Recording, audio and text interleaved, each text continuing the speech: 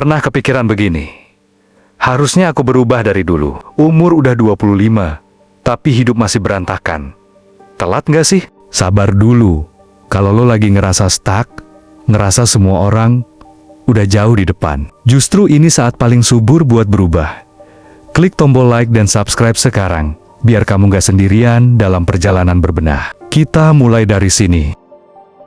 Otak manusia memang lebih plastis saat anak-anak dan remaja, tapi neuroplastisitas tetap berjalan sepanjang hidup. Di usia 25 tahun ke atas, kamu sudah punya sesuatu yang lebih kuat dari sekedar kelenturan otak, kesadaran diri, dan pengalaman hidup. Dua hal ini adalah bahan bakar utama untuk perubahan yang berakar, bukan hanya superficial. Pola hidup berantakan bisa ditata ulang, satu kebiasaan kecil dalam satu waktu.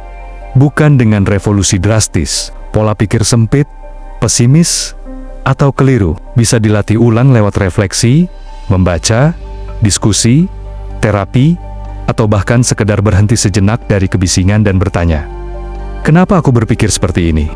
Banyak orang mengira perubahan besar harus datang dari motivasi tinggi atau momentum dramatis. Tapi sebenarnya, perubahan lahir dari komitmen kecil yang konsisten, meski lambat, meski kadang gagal, lalu bangkit lagi. Jadi, apakah masih bisa berubah setelah usia 25? Bukan hanya bisa, karena sebelum usia 25, banyak keputusan kita dibentuk oleh luar orang tua, guru, lingkungan, ekspektasi masyarakat. Tapi setelahnya, dunia melepaskan kita dari tali kekang, dan tiba-tiba kita berdiri sendirian. Inilah saat kita sadar, aku bisa memilih. Aku harus memilih, dan di sanalah pintu perubahan terbuka. Pola hidup yang berantakan, bangun siang, makan sembarangan, scrolling sampai dini hari, menunda-nunda, tidak punya arah. Bukan tanda kegagalan permanen, itu adalah hasil otomatis dari kebiasaan tak sadar yang terbentuk bertahun-tahun. Dan semua yang otomatis bisa direprogram dengan kunci, kesabaran, sistem, dan makna.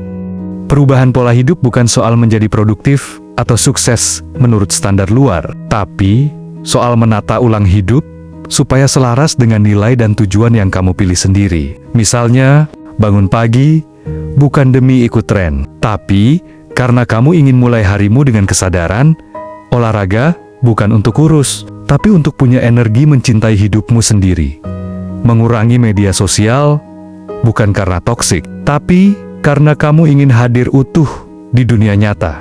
Pola pikir juga bisa diubah. Kalau kamu merasa sering pesimis, overthinking, minder, atau bahkan sinis terhadap hidup, itu bukan watak asli. Itu bisa jadi cara bertahan hidup yang dulu menyelamatkanmu, tapi sekarang mengurungmu. Dengan latihan refleksi, membaca literatur yang memperluas wawasan, terapi psikologi, journaling, atau bahkan ngobrol dengan orang-orang yang beda dunia, kamu bisa melatih otakmu melihat ulang kenyataan. Lama-lama kamu akan sadar, pikiran bukan fakta, dan kamu bisa memilih narasi baru.